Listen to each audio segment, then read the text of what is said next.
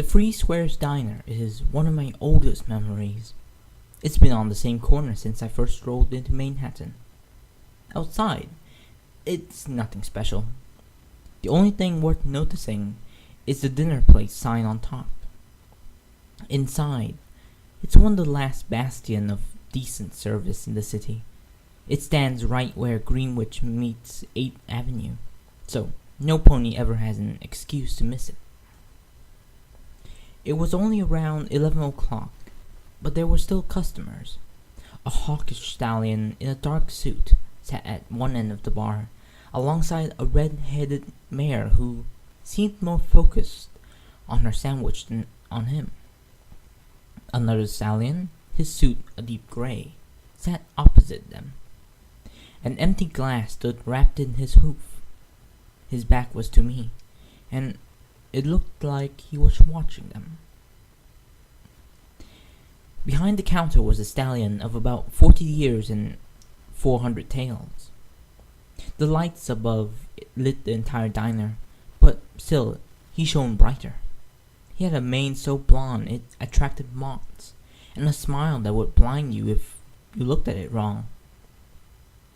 His white suit and cap had never shown a single wrinkle, and if he had ever stepped out from behind that counter in the past 20 years, I had never seen it. "Why, hello, Miss Applejack," said White Castle, his voice dry and scratchy like popcorn. "How's things?" "Can't complain, don't get paid enough." I spun myself onto one of the stools. I could see my face in the countertop. "How about ya? How's business?" He grinned as though I had told a joke. "Oh, you know, still holding on, mostly thanks to regulars like you." "And how's business?" "Well, as a matter of fact," he leaned in close to whisper, "I've had some very good luck. Some fella from out west came in, gave me a bottle of gold." "And when you opened it, did sunshine spill out?" "Oh, I haven't opened it yet. You don't just waste sundown cider." I let out a whistle. "Well, paint me pink, call me a radish. That's a name I haven't heard in a good long time. It's legit?" "Oh yeah, vintage too. Pre-nightfall by 1 year. 80 proof. That sort of magic just doesn't exist this day and age." "So, who'd you kill?" He laughed. "No pony. Nah, this stallion just came in one night. Had an adventurous look about him. Like some old pirate captain or something. Striped shirt, bandana, that sort of thing. Said he was starving, so I obliged. Found some collard greens, potatoes, and corn, and fixed him a free course meal. He was so happy, he gave me the bottle in thanks. Can you imagine it? A king's ransom for some victuals." I smiled at him. "Why, that story's got more bull in it than a minotaur." "Okay, so maybe my private dealings sometimes net me a bit of treasure. Is that what you wanted to hear?" "If that's the truth, yep." "Well, between you and me, and this counter here, that's the truth.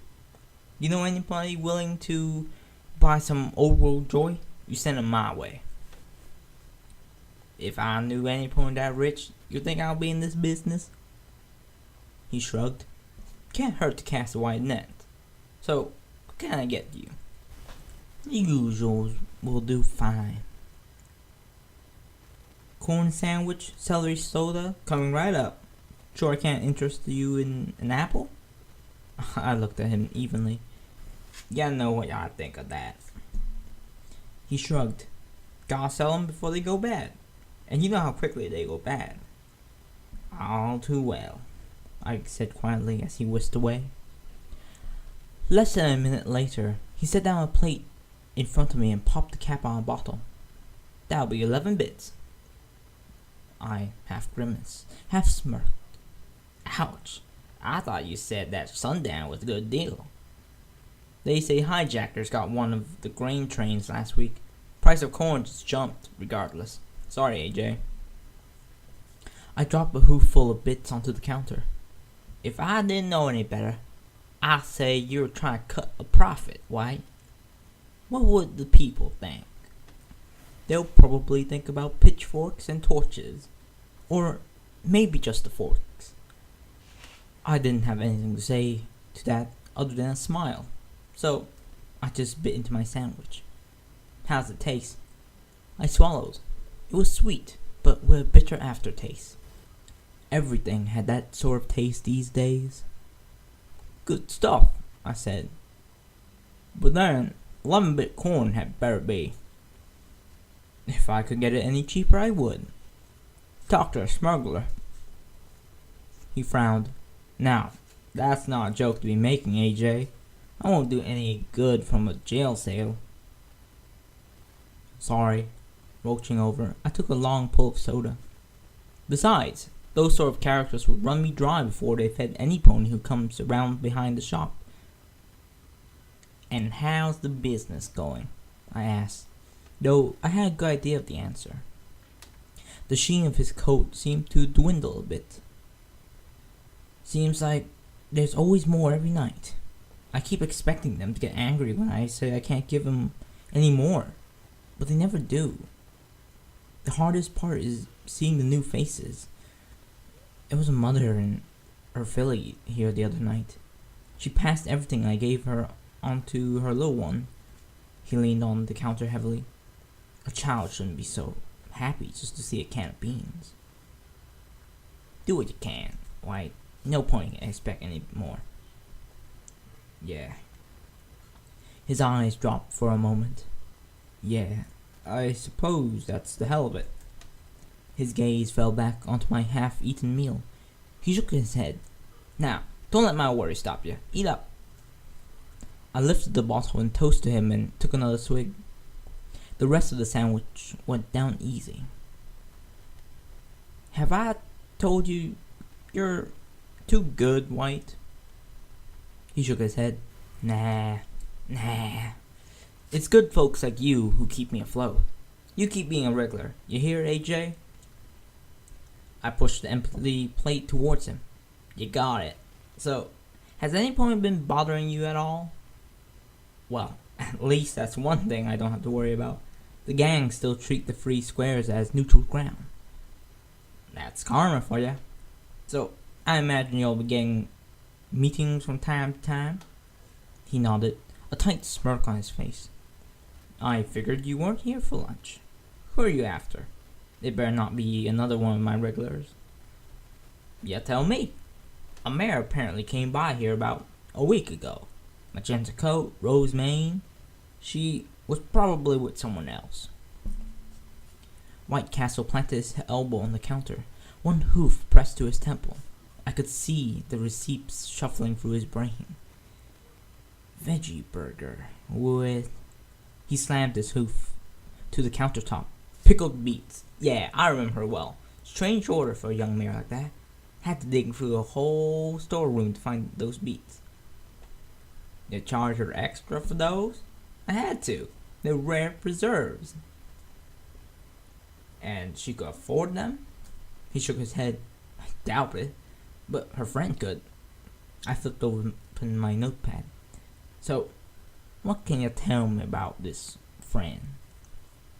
Well, I can tell you he was a Pegasus. Had a silver coat, tan mane from what I saw. He kept the rest of him covered with a big old jacket. Glasses too. He just ordered a coffee. Doesn't sound like much of a date. They were an odd couple, to be sure. They spent most of their time in here just talking. He was taking a lot of notes too. He worked his jaw for a second. That's something. I couldn't believe how fast he was with that pencil of his. How long were they here for?